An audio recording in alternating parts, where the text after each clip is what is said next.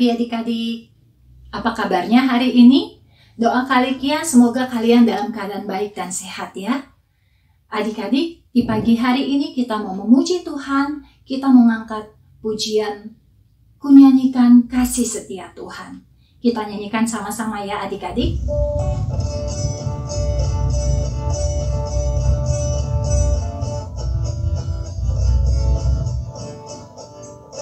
Kunyanyikan kasih setia Tuhan selamanya, selamanya. Kunyanyikan kasih setia Tuhan selamanya, kunyanyikan selamanya. Kututurkan tajammu, kasih setiamu Tuhan. Kututurkan tajammu, kasih setiamu turun-temurun. Kunyanyikan kasih setia Tuhan selamanya, selamanya. Kunyanyikan kasih setia Tuhan selamanya, kunyanyikan selamanya. Adik-adik, mari kita berdoa. Kami bersyukur Tuhan karena Tuhan begitu baik bagi kami. Tuhan telah jaga dan lindungi kami dari malam hingga pagi hari. Kami boleh dibangunkan dengan kesegaran baru. Terima kasih untuk udara segar, nafas hidup yang Tuhan berikan hingga di saat ini. Dan terima kasih juga untuk pemeliharaan Tuhan dari hari lepas hari. Tuhan selalu mencukupkan apa yang kami butuhkan.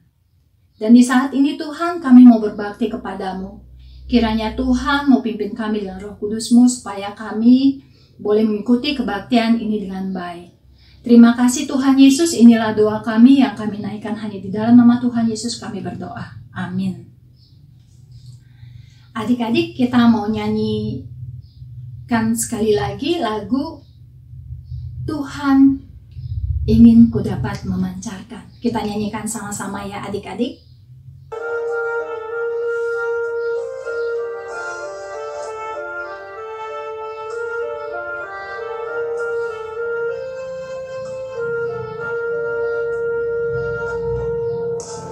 Tuhan ingin ku dapat memancarkan kasih-Mu indah penuh kemurnian. Budi bahasaku dihaluskan Roh-Mu hingga memancarkan keindahan-Mu. Adik-adik, supaya kita dapat memancarkan keindahan dari Tuhan, kita harus melakukan apa yang Tuhan perintahkan. Bagaimana supaya kita tahu apa yang Tuhan perintahkan? Yaitu baca firman Tuhan setiap hari. Adik-adik masih rajin baca firman Tuhan? Masih ya? Nah, juga adik-adik juga melakukan apa yang firman Tuhan bilang. Taat kepada orang tua, dengar-dengaran ya. Kalau pas libur bisa bantu-bantu papa mama. Dari hal-hal kecil, misalnya kita bangun tidur, kita membereskan tempat tidur kita ya. Kayak gitu ya adik-adik. Kita mau nyanyikan sama-sama lagu Ku Taat Perintah-Mu.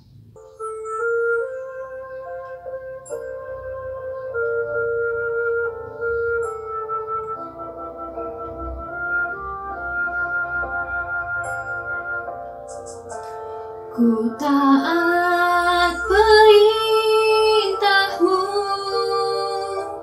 ku sabar melakukan. Ku yakin Tuhan jawab setiap doaku. Ku taat perintah-Mu, Ku sabar melakukan, ku yakin Tuhan jawab setiap doaku.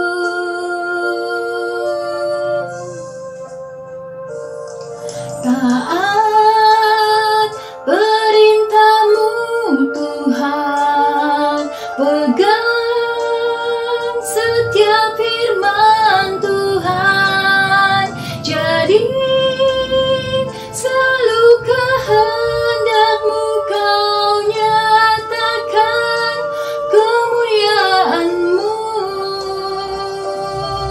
Taat perintah-Mu Tuhan, pegang setiap firman Tuhan, jadi selalu kehendak-Mu Kau nyatakan kemuliaan-Mu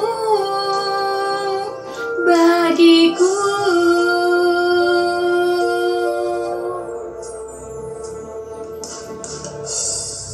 Nah, adik-adik, hari ini kita akan evaluasi pelajaran selama beberapa minggu kemarin ya adik-adik. Tapi sebelumnya kita mau berdoa yang akan dipimpin oleh Kak Kristina. Dan juga evaluasinya akan dibawa oleh Kak Kristina.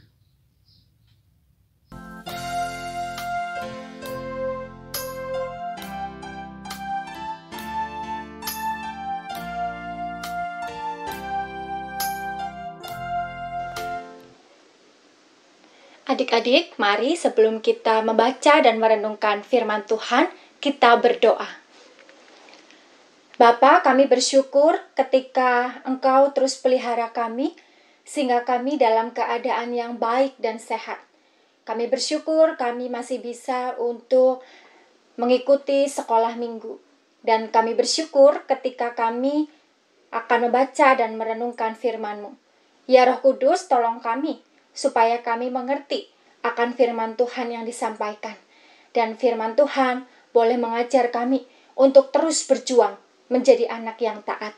Dalam nama Tuhan Yesus Kristus kami berdoa. Amin. Adik-adik, bacaan Alkitab diambil dari Efesus pasal 5 ayat 1. Efesus pasal 5 ayat 1 demikian dituliskan. Sebab itu jadilah penurut-penurut Allah seperti anak-anak yang kekasih. Demikianlah firman Tuhan.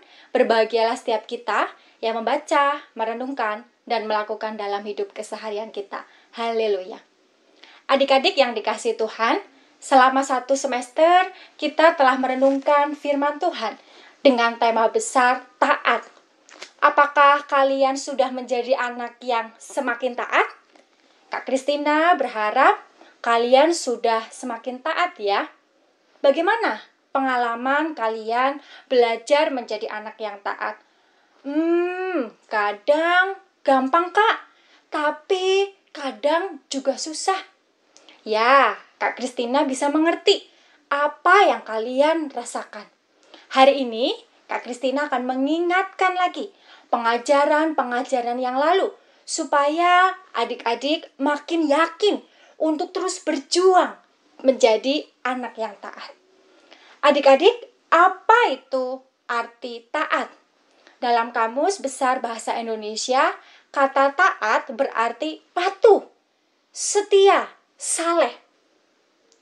Mengapa kemudian kita harus menjadi anak yang taat? Yang pertama karena kita sadar pentingnya untuk taat dan dengan senang hati melakukan ketaatan itu. Yang kedua, kita mau taat karena Tuhan sendiri mengajarkan kita untuk taat. Tuhan Yesus juga taat kepada Bapa yang di sorga yang mengutusnya. Mari kita lihat ketaatan Tuhan Yesus. Kita tahu Tuhan Yesus diutus untuk menjadi juru selamat yang menyelamatkan dunia ini. Tuhan Yesus menjadi juru selamat melalui kematiannya di salib dan kebangkitannya. Ternyata untuk menjalankan ketaatan itu tidak selalu mudah loh adik-adik. Mari kita lihat. Yang pertama dalam Matius pasal 3 ayat 13-17. Diceritakan sekalipun Tuhan Yesus itu Tuhan, ia taat, minta dibaptis oleh Yohanes Pembaptis. Yesus diutus untuk menyelamatkan manusia yang berdosa. Oleh karena itu, dalam keadaannya sebagai manusia, ia dibaptis, sekalipun ia sama sekali tidak berdosa. Mengapa demikian? Supaya ia bisa menjadi penebus bagi orang-orang yang berdosa. Yang berikutnya, orang yang berdosa juga memerlukan baptisan sebagai tanda pertobatannya. Oleh karena itulah, maka Yesus minta dibaptis oleh Yohanes dan Yohanes Pembaptis mau membaptis Yesus. Mereka keduanya taat memenuhi kehendak Allah. Dalam peristiwa ini, kita juga melihat ketaatan Yohanes yang mau membaptis Yesus. Padahal Yohanes Pembaptis juga tahu bahwa Tuhan Yesus itu lebih berkuasa darinya. Dalam Yohanes pasal 1 ayat 35-42, Yohanes Pembaptis juga taat mengajarkan tentang Tuhan Yesus sampai orang banyak memahami Yesus adalah Sang Mesias. Dan diceritakan ada 2 orang murid Yohanes yang melihat Yesus pertama kali mengikuti Yesus. Dan ketika saat ini adik-adik mau taat, bisa jadi loh adik-adik juga mengenalkan Tuhan Yesus pada orang lain. Dan ada orang yang mau mengikut Tuhan Yesus, seperti yang dilakukan oleh Yohanes Pembaptis. Wah, makin diyakinkan untuk taat kan adik-adik? Yang kedua, dalam Matius pasal 4 ayat 1-11. Tuhan Yesus taat sekalipun ia dicobai. Saat itu Yesus sedang berpuasa, ada di padang gurun. Yesus mengalami 3 pencobaan. Mengubah batu menjadi roti, menjatuhkan diri dari bubungan bait Allah, dan mendapatkan seluruh dunia dan isinya bila mau menyembah iblis. Bagaimana cara Yesus memenangkan setiap pencobaan yang ada yang ia alami? Yesus berpedoman dengan firman Tuhan yang dipahaminya dengan sungguh-sungguh, sehingga ia tidak terkecoh pada cara iblis yang juga mengutip firman Tuhan. Adik-adik juga bisa jadi akan mengalami pencobaan ketika menjalani kehidupan keseharian. Namun, kita dapat menang bila terus mendalami firman Tuhan dengan sungguh-sungguh seperti Tuhan Yesus. Jadi mari adik-adik kita terus menekuni firman Tuhan dalam sepanjang hidup kita. Selain itu, dalam Lukas pasal 4 ayat 16-31, kita juga diajarkan untuk memberitakan firman Tuhan seperti Tuhan Yesus yang taat, pantang menyerah mengajarkan firman Tuhan. Sekalipun ketika dia berada di kampung halamannya, dia mengalami penolakan. Dia diusir dari kampung halamannya. Tetapi Yesus terus mengabarkan firman Tuhan ke daerah-daerah yang lain. Yang ketiga, Tuhan Yesus juga taat menjalankan kehendak Bapaknya, bahkan sampai menempuh jalan derita yang berujung pada kematiannya di atas kayu salib. Ia juga memohon kekuatan dari Bapa agar taat dan mampu melewati itu semua dalam doa. Dalam Lukas pasal 22 ayat 39-46 dikatakan bahwa pada suatu hari Yesus mengajak murid-muridnya ke Bukit Zaitun. Setelah agak jauh dari para murid, Yesus mulai berdoa kepada Bapa di sorga. Apa isi doanya? Yesus meminta pertolongan agar Bapa mampu untuk memberinya kekuatan saat nanti menghadapi peristiwa penyaliban. Ia yakin dengan berdoa dapat memberikan kekuatan untuk dia mampu taat dan setia. Apakah adik-adik juga senantiasa berdoa agar dikuatkan untuk terus menjadi anak yang taat? Mari adik-adik belajar seperti Tuhan Yesus yang taat berdoa. Lalu apa yang berikutnya? Yang keempat, oleh karena doa Tuhan Yesus dikuatkan untuk taat. Dalam Lukas pasal 22-23, Yesus yang tidak bersalah dituduh dengan berbagai macam tuduhan. Ia dibawa ke hadapan mahkamah agama, ke hadapan Pilatus, ke hadapan Herodes, kembali lagi ke Pilatus, dan akhirnya Yesus dijatuhi hukuman salib dan mati di atas kayu salib. Ada begitu banyak penderitaan yang Tuhan Yesus alami untuk taat. Bahkan di atas kayu salib, ia pun tetap taat untuk mengasihi. Ketika orang-orang yang hadir dalam peristiwa penyaliban Yesus mengejek, mengolok-ngolok, dan mencibir Yesus agar ia menyelamatkan dirinya sendiri, dalam kondisi yang sulit, Yesus tidak berdoa untuk dirinya sendiri. Namun ia memohon pengampunan dari Bapa kepada setiap orang yang turut andil dalam penyalibannya. Tuhan Yesus berdoa, "Ya Bapa, ampunilah mereka, sebab mereka tidak tahu apa yang mereka perbuat." Ini adalah bentuk nyata dari apa yang pernah Tuhan Yesus katakan kepada murid-muridnya. Kasihilah musuhmu, berdoalah bagi orang yang membenci kamu. Dalam setiap situasi, Tuhan Yesus selalu taat mengerjakan kehendak Bapanya. Adik-adik, kita sudah diingatkan lagi bahwa Tuhan Yesus adalah Tuhan yang taat dalam menjalankan karya pelayanannya di dunia. Kita punya teladan untuk taat yang luar biasa. Ya Kak, tapi Tuhan Yesus itu kan Tuhan.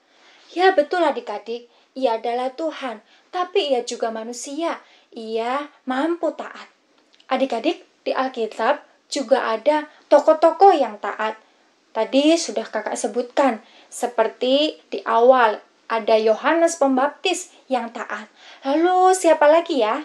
Mari kita ingat lagi pelajaran kita pada minggu-minggu yang lalu. Yang pertama adalah ketaatan dari Yusuf dan Maria. Mereka adalah orang tua Yesus.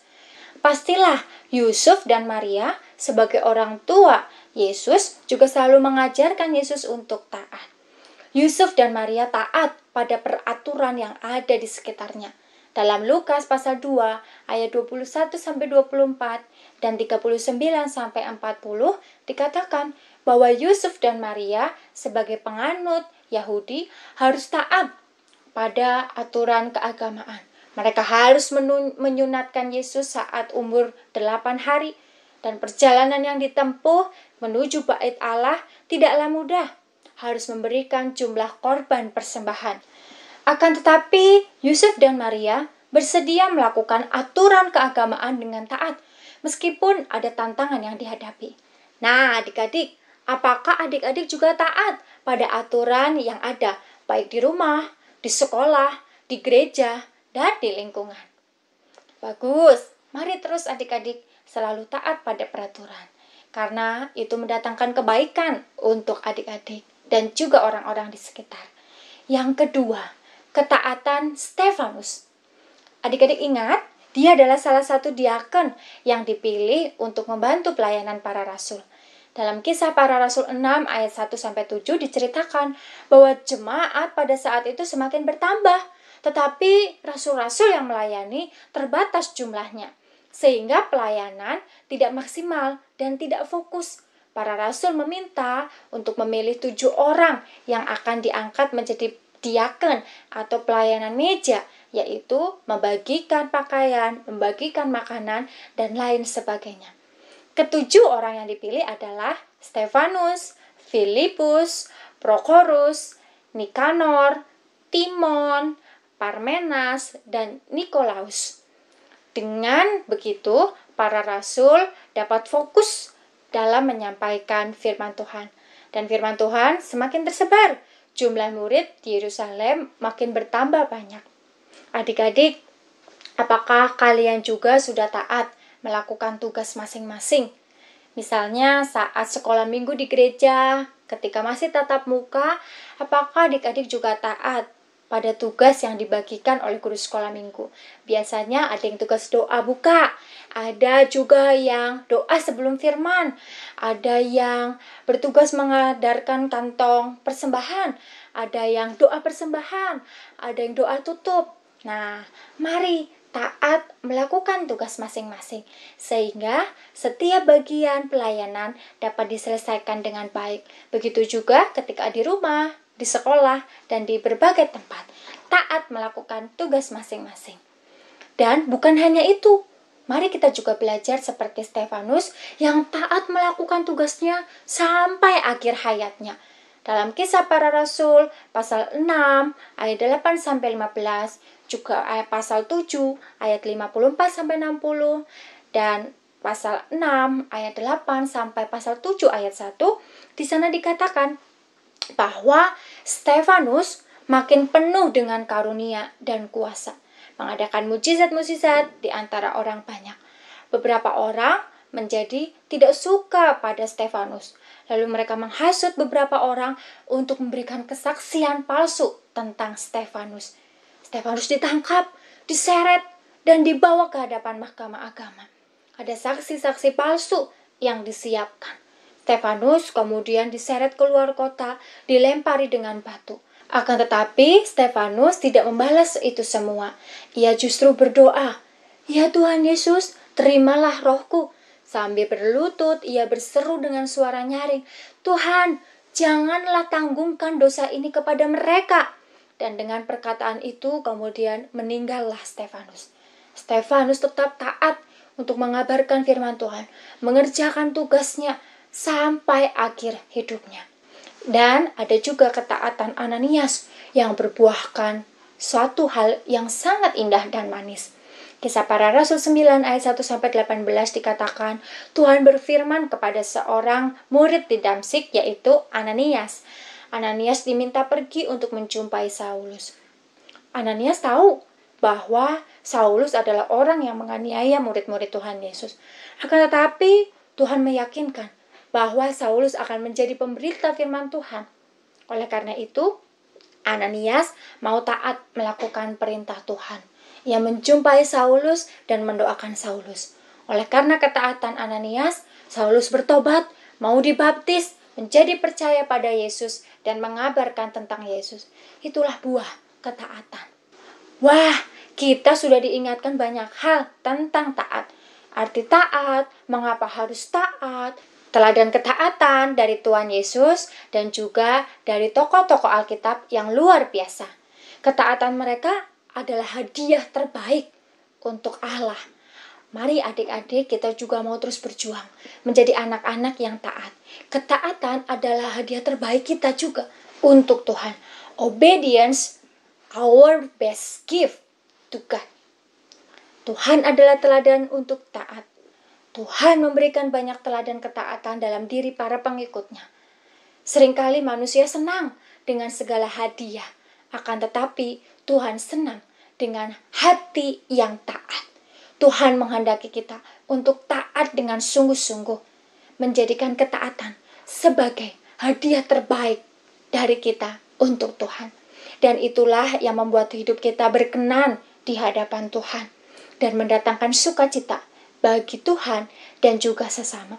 Hidup kita akan berbuah banyak bagai ranting pohon yang melekat pada pokok anggur yang benar. Mari adik-adik menjalani hari-hari kita dengan taat kepada Tuhan sebagai hadiah terbaik yang kita berikan untuk Tuhan. Amin. Mari kita baca ayat hafalan kita yang diambil dari Efesus pasal 5 ayat 1. Sebab itu, jadilah penurut-penurut Allah seperti anak-anak yang kekasih. Kita ulangi sekali lagi. Efesus pasal 5 ayat 1. Sebab itu, jadilah penurut-penurut Allah seperti anak-anak yang kekasih. Tuhan memberkati. Mari kita berdoa. Kami bersyukur kami sudah mendengarkan firman Tuhan yang mengingatkan kami kembali untuk kami terus berjuang menjadi anak yang taat. Kami tahu bahwa Tuhan menghendaki kami taat. Kami tahu bahwa ada hal baik yang kami terima ketika kami taat. Betapa pentingnya untuk kami menjadi orang yang taat. Tuhan, tolonglah kami sehingga kami terus mampu dengan semangat, dengan tulus hati, dengan sukacita menjadi anak yang taat. Dan biarlah kiranya ketaatan kami menjadi hadiah yang terbaik dari kami untuk Tuhan. Di dalam Kristus Yesus kami berdoa. Amin. Sampai jumpa adik-adik. Halo adik-adik. Eits, Jangan kemana-mana dulu ya. Ada yang Kak Stefani ingin sampaikan.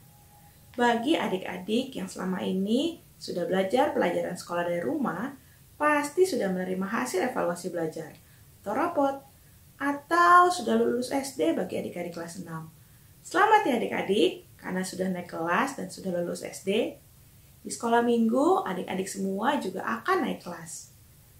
Tanggal 19 Juli 2020, adik-adik kelas Batita C yang naik ke kelas TKA dapat mengikuti sekolah minggu online kelas balita, yaitu untuk kelas TKA dan TKB. Untuk adik-adik kelas TKB yang naik ke kelas 1 dapat mengikuti sekolah minggu online kelas kecil, yaitu untuk kelas 1 SD sampai kelas 3 SD. Untuk adik-adik kelas 3 yang naik ke kelas 4 dapat mengikuti sekolah minggu online kelas besar, yaitu untuk kelas 4 sampai kelas 6 SD. Untuk adik-adik kelas 6 yang naik ke kelas 1 SMP dapat mengikuti sekolah minggu online kelas tunas, yaitu untuk adik-adik kelas 1 SMP. Jangan lupa ya adik-adik, mulai tanggal 19 Juli 2020 dan seterusnya, adik-adik dapat mengikuti sekolah minggu online di kelas-kelas yang kakak sudah sebutkan tadi. Tetap rajin sekolah minggu ya adik-adik. Tuhan Yesus memberkati. Dadah!